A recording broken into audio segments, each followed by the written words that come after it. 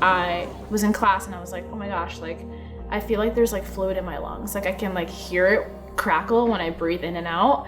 So I was like, well, I should really go to urgent care because like I've never had pneumonia. I've never been one to be sick.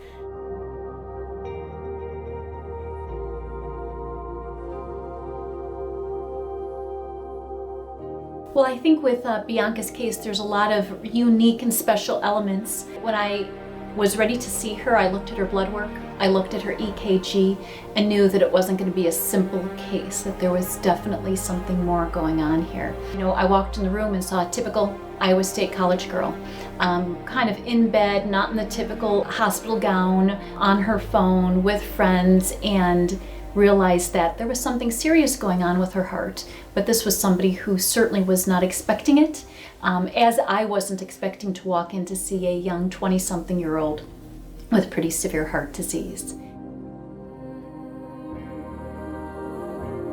At one point she called, she said, I have been diagnosed with congestive heart failure.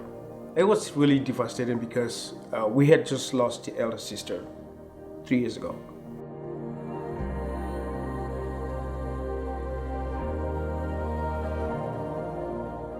And now her sister is coming with congestive heart failure.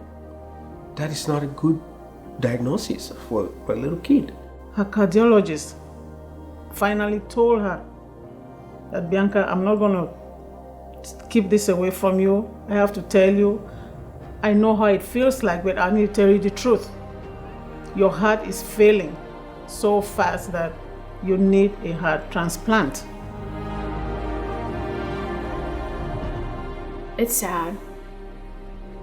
It is, because you like have these ideas in your head on how your life is supposed to be.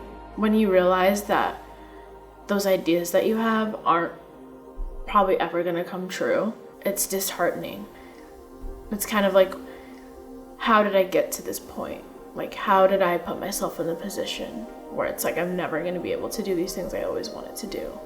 I just remember sitting on my bed and crying to my mom and telling her that I didn't want to do it anymore and that I was fed up with being in the hospital and that I was frustrated that I like still didn't have a heart and I just wanted to go home.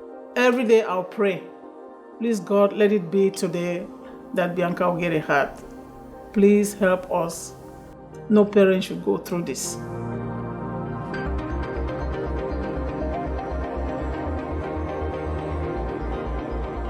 I remember being so anxious, and then the morning finally came. I was like, this is actually real.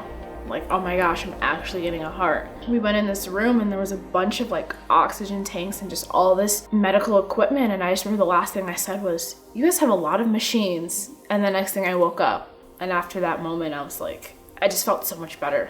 So after 3 hours, I went there and I saw Bianca. She had oh my gosh, Bianca was glowing.